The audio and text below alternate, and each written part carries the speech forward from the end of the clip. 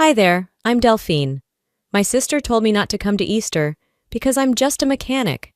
But that wasn't the part that broke me. The worst part? They used my name to win a scholarship, stole my credit to fund wine nights and flights, and smiled through it all like nothing was wrong. They made me the outsider, then used my silence to rewrite the story without me. You ever feel like the people who should protect you are the ones quietly tearing you down? Yeah, same here. So I froze her credit card. But that was just the beginning. It was a quiet Thursday evening, and Lexington had just started to feel like spring again. The scent of cut grass still hung faintly in the air as I locked up the garage, wiping my hands on the rag tucked in my back pocket. The last oil change had taken longer than expected. Customer talked too much, the bolts were rusted, and my mind wasn't really in it. But that didn't bother me. I liked the silence that came when the shop doors finally rolled down. No clanking tools, no hum of engines, just peace. I'd been thinking about Easter all day. It was less than 2 weeks away, and every year I brought my homemade pecan pie to brunch at my mom's place. It was my thing. Even Travis, my sister Marjorie's boyfriend, had complimented it last year, twice, and that man looked like he survived on kale and smugness, so that meant something. I was halfway to my truck when my phone buzzed in my jacket. I expected a parts supplier or maybe one of the guys asking about schedules, but it was from Mom. Hey honey, maybe skip Easter this year. It'll be a smaller gathering. No emojis, no love you, just that. I stared at the message for longer than I should have, thumb hovering. Surely she meant something else. Maybe they were traveling. Maybe Grandma wasn't up for it this year. Or maybe I was being replaced. I didn't text back. Instead, I slid into the driver's seat and sat there, keys unmoved in the ignition, until the streetlights blinked on around me. Back home, I kicked off my boots and dropped my keys on the counter, the kitchen half lit by the soft overhead light I always forgot to change. I pulled out my phone again, opened the family group chat. Easter brunch planning. I had muted it months ago because they argued about the most absurd things. Do lilies look too funeral? Should we match napkins to table runners? But I always stayed in it. Only this time I wasn't in it. The group name was the same, but my name, Delphine, wasn't listed among the members. I scrolled up. There it was. 3 days ago, a message about the new group being smaller and easier to manage. There were photos of table settings, a pinned note with approved color schemes, and even a dress code. Elegant spring formal. I scrolled until I saw Marjorie's comment. We want to keep it elevated this year. I almost laughed. Elevated? We used to eat ham out of a foil tray and argue about who forgot to bring rolls. Now we're elevated? The ache in my chest built slowly. I wasn't crying, but something cracked, like a pipe under too much pressure. Silent, but impossible to ignore. I called Mom. She picked up on the second ring. Oh, Delphine, hi. I got straight to it. Did I do something? A pause, just long enough to be noticed. No, of course not, sweetheart. It's just, this year is more formal. You know, Travis's parents will be there and they're a bit traditional. I rubbed my temple. Mom, I've been to every Easter brunch since I was 12. She sighed. It's nothing personal. We just thought maybe you'd be more comfortable not coming, that's all. Comfortable, I repeated. You know how these things go, she added, her voice syrupy. It's just easier when everything aligns. Aligns. Like me not being there made the image cleaner. Before I could reply, she said, if you do come, maybe wear something a little more refined, like a dress, not the coveralls. I let that sit in the silence. She filled the gap. You know how first impressions are. I didn't answer. We said our goodbyes, hollow and clipped, and I ended the call with a strange buzzing in my ears. I'd spent the last 6 years building my own business from nothing. Sweat, scraped knuckles, late nights under trucks when everyone else was asleep. And somehow, that made me less worthy of a chair at their table. It was almost midnight when I walked into my kitchen and pulled open the recipe folder on my tablet. The pecan pie recipe sat there, bookmarked for the last 5 years. I stared at it for a long time. Last Easter, I'd arrived early. The AC had gone out, and no one else knew what to do. I fixed it in 15 minutes so Grandma wouldn't melt in her Sunday blouse. No one even asked how I knew how. They just assumed I would. That's what I was to them. Useful. Quiet. Out of the way. I held down the delete icon on the recipe. Confirm delete? Yes. I shut off the lights and stood in the dark kitchen, hand resting on the counter. It was just a pie, just a brunch, just a text, but it felt like a final cut. Like they had finally said out loud what they'd been whispering behind closed doors. Not one of us. I picked up my phone, turned off the screen, and whispered into the dark, "Noted. I won't show up where I'm not wanted."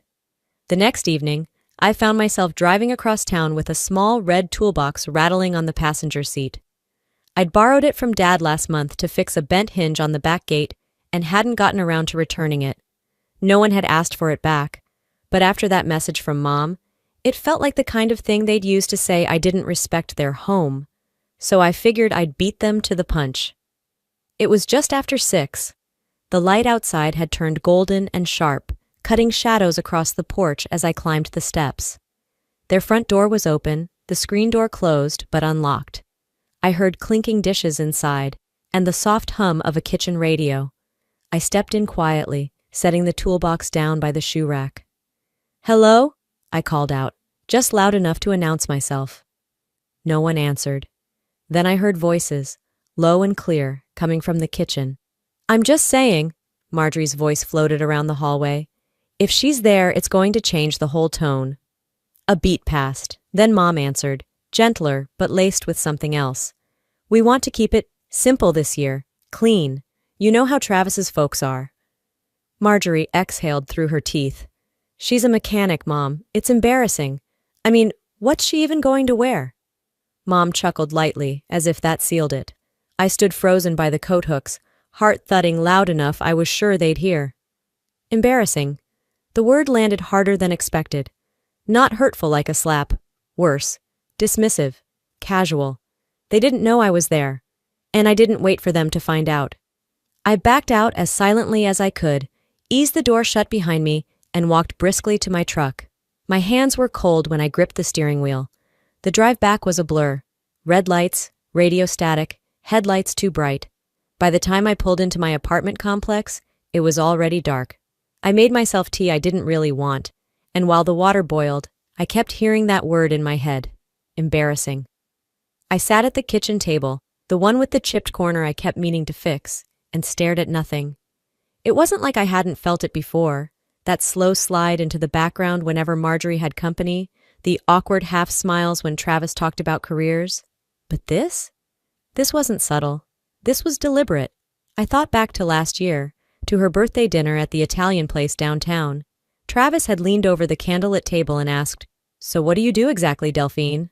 I'd opened my mouth to answer, but Marjorie jumped in. "Oh, she's into automotive stuff, kind of freelance. She's got a lot going on." I remember nodding, smiling even, like it didn't matter, like I hadn't just rebuilt a transmission that week and signed a lease on my second bay. I let her do that, blur me into something vague, palatable. That was on me. I finished my tea and opened Instagram, half out of habit. Marjorie had posted a photo the day before, a brunch spread with quiche, mimosas, her and Travis sitting with Mom and Dad. The caption read, "Always grateful for family." I wasn't in it. Not just physically. I wasn't tagged, mentioned, anything. Even Grandma's neighbor had commented, "Where's Delphine? Miss seeing her." No one replied. Scrolling down, I noticed older photos where I had been tagged were now just gone. The birthday dinner? The 4th of July cookout where I brought the giant flag cake. Christmas morning when I fixed the garbage disposal before brunch. Deleted, or maybe just hidden. It felt surgical, like being snipped out of a scrapbook page with those fancy scissors Marjorie used to collect. I stared at the screen until it blurred, then shut my phone off and stood. There was no reason to cry over this. Not really. No one died. No one yelled. This wasn't some dramatic betrayal. It was just slow, quiet erasure. Later that night, I pulled out my old leather-bound notebook from the drawer next to my bed. I hadn't written in it in months, maybe longer. The pages still smelled faintly like peppermint from an ancient lip balm I kept inside the front pocket. I started writing. Not poetry, not a rant, just facts. Words I couldn't say out loud. She thinks I'm embarrassing. They erase me one tag at a time. I used to be someone they thanked. Now I'm someone they tolerate. Barely. I flipped back a few pages. One entry, dated over a year ago, caught my eye. It was from the week Marjorie got accepted into grad school. Thank you for everything. I couldn't do this without you. Her handwriting was looped and soft, scribbled on a post-it note she'd left in my glove box after I drove 6 hours to help her move. I ran my fingers over the ink until it smudged slightly. Then I closed the journal and whispered into the dark, "Yeah, apparently you can." I left the journal on my nightstand and stayed in bed longer than usual the next morning. It wasn't that I was tired, my body was used to long hours, but something in me felt still. The kind of stillness that settles in after you've stopped making excuses for people. By noon, I was at the shop. I didn't have customers booked that afternoon, just a couple of oil filters to reorder and some paperwork to catch up on. I brewed coffee, booted up my laptop, and sat down at my desk in the office that doubled as a storage closet. That's when I noticed the envelope. It had come with the morning mail and sat between a parts invoice and a tire catalog. Plain white. No return address beyond Lexington Higher Education Foundation. I tore it open with a screwdriver tip. Dear Miss Calloway, we would like to formally thank you for your generous contribution to our 2023 Academic Merit Fund. Your support has helped students like Marjorie Calloway thrive in their continued educational pursuits. I stopped reading. Marjorie. I flipped the page over. There it was, her name, bolded in the announcement section. Recipient of the 2023 Honor Scholarship, sponsored by Miss Delphine Calloway. I blinked. My fingers tightened around the paper. I'd never filled out anything for that foundation, never made a public donation. I'd paid her tuition, sure, quietly, monthly. But this? They made it sound like I'd raised a banner, stood behind a podium, only I hadn't been there. And no one had told me this existed. I stood abruptly, the office chair scraping behind me. It didn't make sense, not at first. I thought maybe it was an administrative error. Someone had added my name by mistake. But deep down, I already knew. This wasn't random. Someone used my name, on purpose. Back in the fall, Marjorie had texted me, saying she needed a scan of my ID for a FAFSA emergency, something about verifying her independent status. I didn't think twice. I'd been helping her for years. I dug through my email archives and found it within seconds. There it was, in my sent folder. ID, signature, everything. Staring at that old email made my stomach twist. It was the kind of twist that comes when you realize you weren't just overlooked. You were used. I opened my laptop and started searching. If this scholarship existed, it had to be public somewhere. Sure enough, within minutes I found it. A press release from the university's donor banquet. The headline read, "Top donors honored for their support of student excellence." There was a slideshow embedded at the bottom. I clicked through, fast at first, then slower when I saw familiar faces. Slide 14 stopped me cold. There she was, my mother, standing at a podium accepting a plaque. The caption beneath it, "Mrs. Nadine Calloway, accepting on behalf of the Calloway family in honor of their daughter's scholarship gift." Not my name, not my gift, just the family. The bile that rose in my throat wasn't rage, not yet. It was disbelief. I'd funded my sister's education for nearly 3 years. Quietly, consistently. I'd done it to give her a shot she couldn't afford herself. And now they had the nerve to polish it up and pass it off as some noble family effort? I sat down hard, staring at the screen. Then I clicked on the event video. Mom was smiling wide, wearing the blue blazer she only pulled out for weddings and court dates. She said things like, "We believe in supporting our youth," and "We always knew Marjorie was meant for more." I didn't exist in that speech. Not even a passing mention.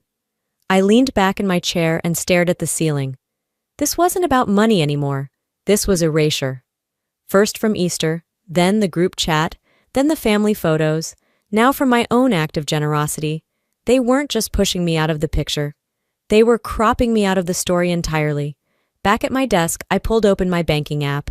I'd kept the tuition payments on autopilot for so long, I barely noticed them leave my account anymore. Tuition, books, housing. I tapped over to recurring transfers. There it was, scheduled for the 5th of each month. Next payment, $2,250. I stared at it for a long time. One tap could freeze the whole thing.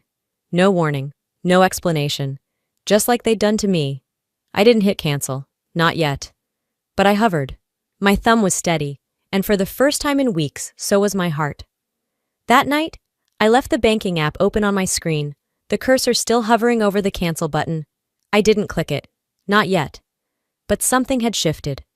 The kind of shift you don't always recognize until it catches up with you days later, like a slow crack in a windshield finally spreading all the way across. The next morning, I ran out of brake fluid in the garage. I'd placed a wholesale order last week, so I swung by the local supplier to grab it. I keep a company credit card for shop expenses, basic stuff, parts, fluids, inspection tools, nothing fancy. I slid it across the counter like I always did. The guy behind the counter swiped it, frowned, swiped again. Then he looked up at me, awkward. "Sorry, Del. It's not going through," I blinked. "That can't be right. Try it again." He did. Still nothing. I paid in cash, grabbed my receipt, and walked out with the box in hand, heartbeat picking up with every step. Something was wrong. Really wrong. Back at the shop, I logged into my personal credit portal. I didn't even finish my coffee before the screen loaded and I saw it. Outstanding balance. $3,814.27 new card issued under my name.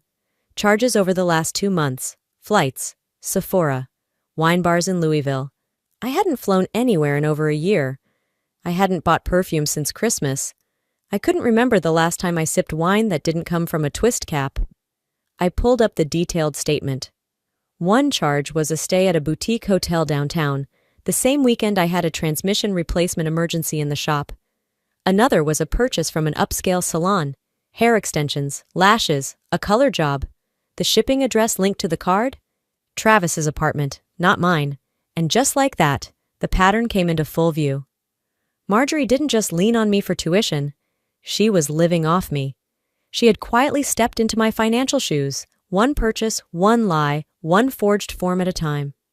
I sat there in the dim light of my office, the door half shut, the quiet humming of the garage's air compressor somewhere behind me. I stared at the numbers, the dates, the receipts, feeling something between fury and humiliation start to rise. I hadn't even noticed. I opened another browser tab and searched for small business credit scores. Then I clicked into mine.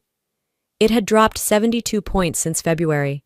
That explained the call I got last week when I tried applying for a small renovation loan to expand the shop. The bank had stalled, told me there were outstanding issues and to check back in 30 days. I didn't think much of it then. I do now. I ran a trace on the mailing address, confirmed the cross streets. Travis's name was on the lease. I recognized the complex, bougie place with valet trash and those little community libraries on every corner. I scrolled through my contacts, stopping at my bank rep's name. I didn't press call. Not yet. Instead, I pulled screenshots, statements, fraud alerts, credit notices, every receipt I could find.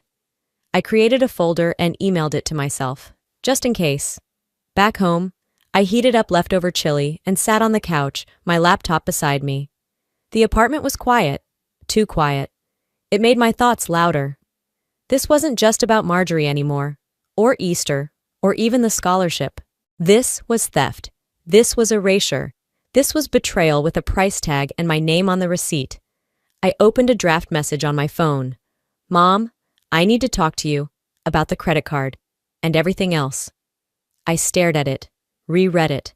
My thumb hovered over send, but I didn't send it, because I already knew what would happen. They'd deflect, spin it, turn it into a misunderstanding, call me sensitive, accuse me of blowing things out of proportion, just like always.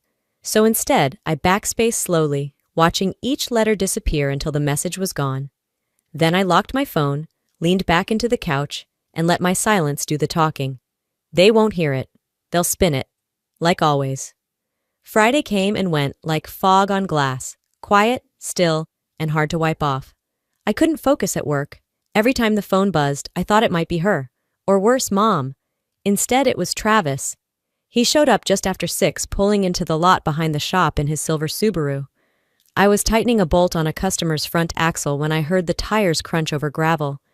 He stepped out, holding a small cardboard box like it was ticking. Hey, he said, voice low, unsure. Is now a bad time? I wiped my hands on a rag and straightened. Depends. Are you about to make my day worse? He offered a strained smile and held out the box. This came to my place. It had your name on it, but Marjorie said it was a mix-up. I took it. The return label read, Belle Lux Skincare. I didn't use Belle Lux. I didn't even know what Belle Lux was, but the last name printed under my first? My own. I didn't say anything, just motioned for him to follow me inside.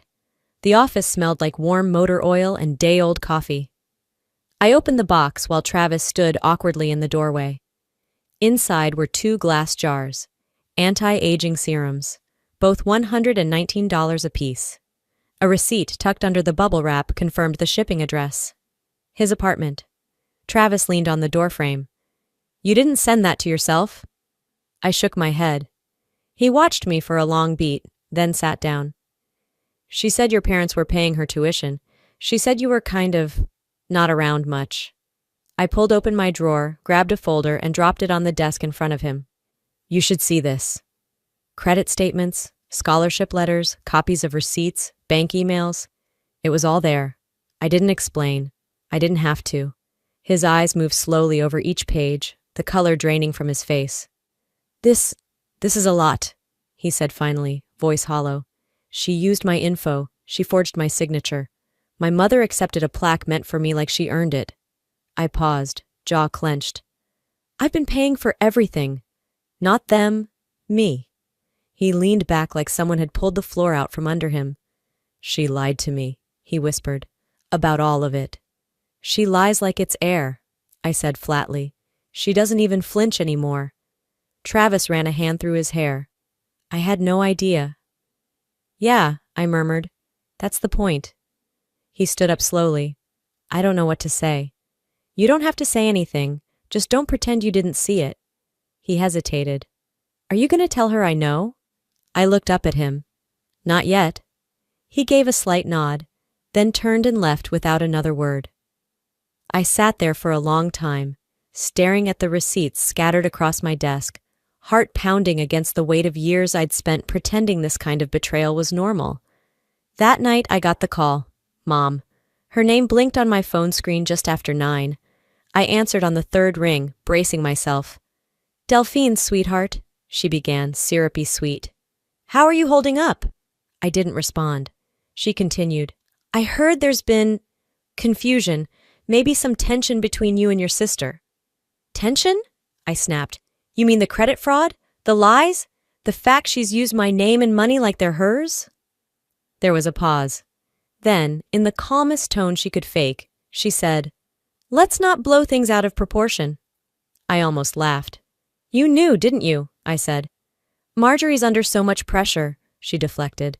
This isn't like her, you know that. I pressed my fingers against my temple. It's exactly like her, and you've let her get away with it her whole life. She's just trying to survive. So am I, Mom, I snapped, and I'm tired of doing it with one hand tied behind my back while she rides on my shoulders. Silence stretched between us. Then she sighed. You've always been so emotional. And there it was, the dismissal, the gaslight, the same script they always used when I dared to speak up. I ended the call without another word.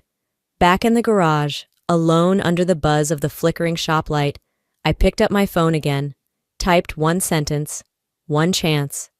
Tell Travis everything, or I will. I hit send and watched the little delivered checkmark appear. Then I set the phone down, walked to the corner cabinet, and pulled out the dusty manila folder I hadn't touched in over a year. Inside was the original account authorization form, the one I used to set up her tuition autopay, the same one I was about to destroy. Saturday morning started like any other. The garage opened at 9, and the crew rolled in with coffee cups and playlists. The smell of grease and burnt toast from the deli next door mingled in the air. I was under the hood of a '97 Bronco, humming along to a Stevie Nicks song, when I heard the front bay door slam open. Then her voice. You froze my card? Are you out of your mind? Marjorie.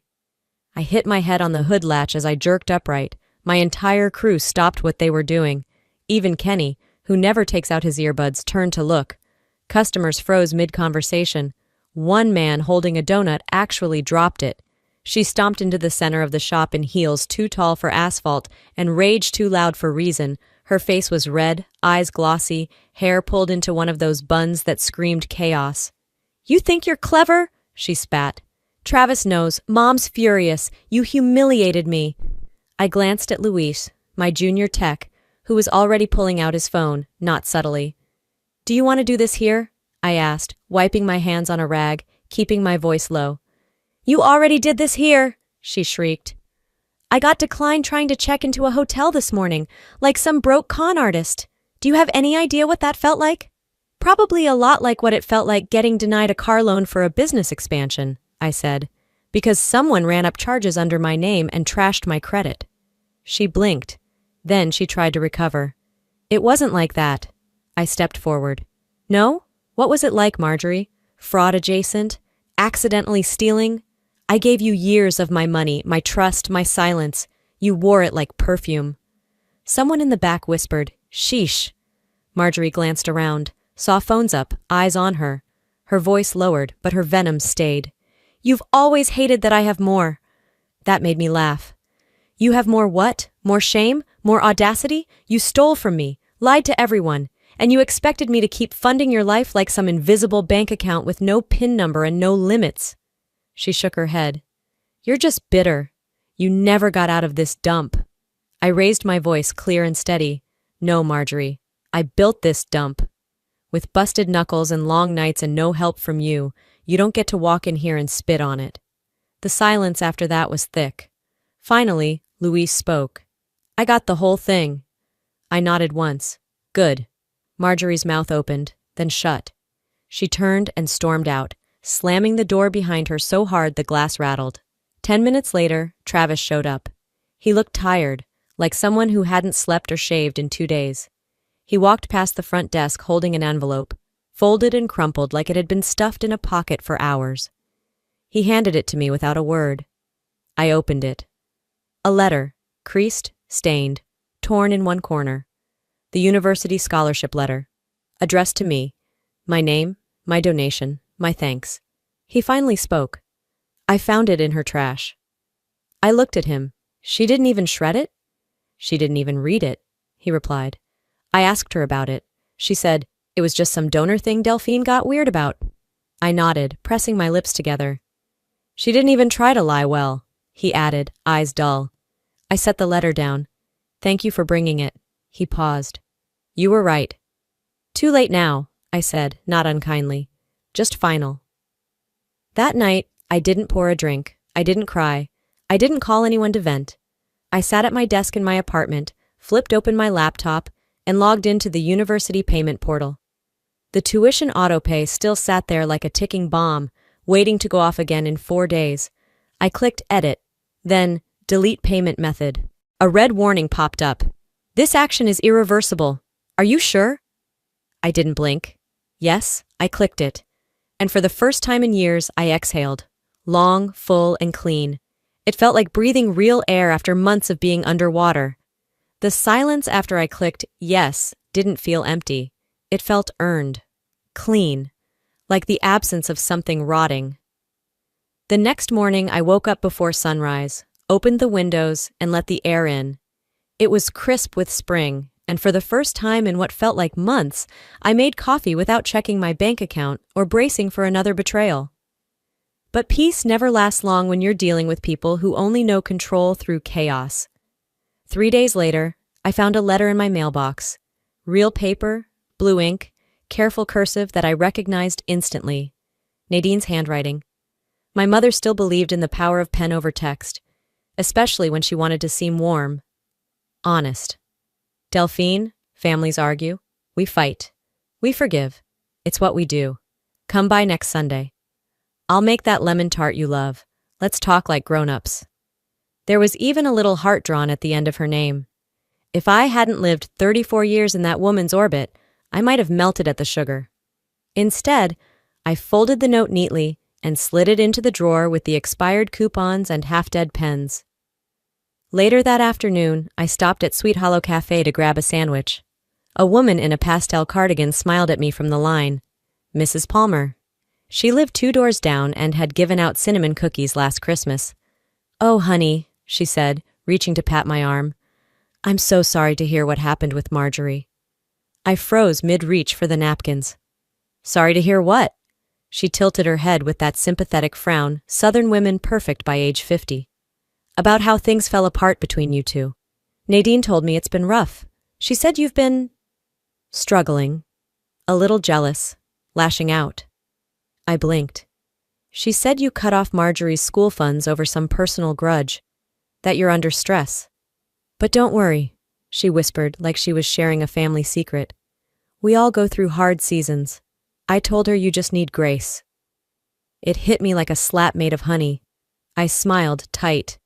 "Thanks, Mrs. Palmer." Then I turned, walked out of the cafe without my sandwich, and sat in my truck until my hands stopped shaking. She'd done it. Nadine had pulled her favorite move, wrapped cruelty in concern, coded shame in sympathy, and served it to the neighbors before I could even finish catching my breath.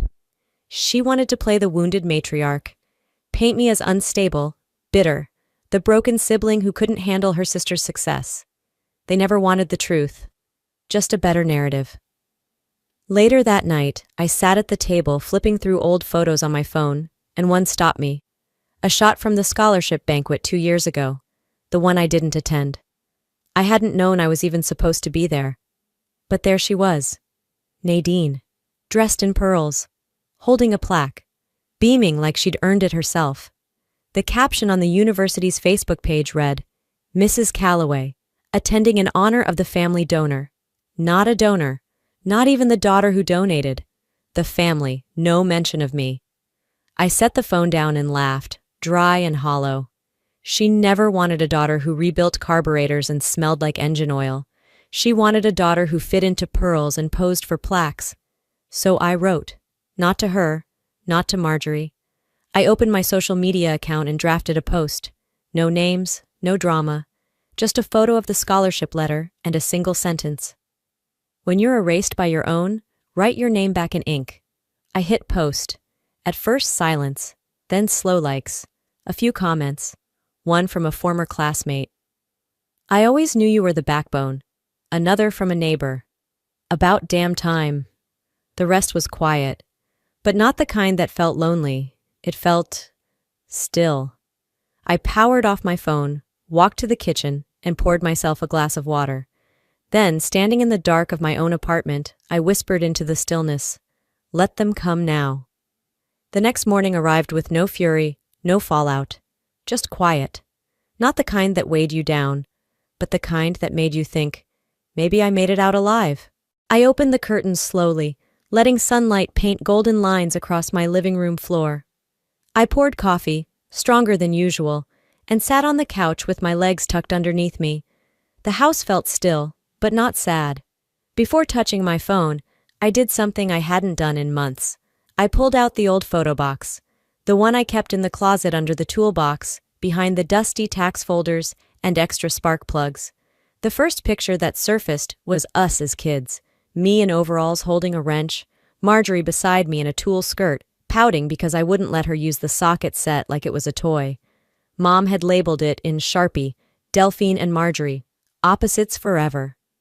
I set it aside and opened my phone, scrolling back through our old messages. Birthday greetings, screenshots of her grades, emojis, casual updates. The usual stuff between sisters who didn't live together, but still tried. Then there were the ones that hurt more. "Thanks again for helping me with tuition. You're my hero." Or, "I owe you forever, Del." Forever, huh? Apparently forever had a shorter shelf life than I'd thought. I tapped out of messages and opened the university's billing portal again. Her name was still listed on my payment profile. Tuition, books, meal plans. All filed neatly under Authorized User. I clicked into the settings. A pending payment sat scheduled for the following Friday. $2,900 for spring enrollment. The system prompted a warning. Removing this method will affect student enrollment status. Continue? I didn't blink. Yes. Delete. There was no confirmation page. Just a final flash of white and the quiet refresh of the screen, now absent of my card. Done. If this meant she got unenrolled, she'd have to deal with it. She could explain it to the registrar, to her loan officer, to herself. I closed the laptop and sat back, waiting, not in guilt, not in fear. Just in expectation. Like a tide I knew would come in eventually. It took less than 3 hours. The first notification came as a missed call, then a text. Marjorie, did you cancel the payment? Marjorie, are you serious right now? Marjorie, I'm going to lose everything. You don't get to do this. I didn't answer. Then came an email. Her subject line was all caps. You're ruining my life.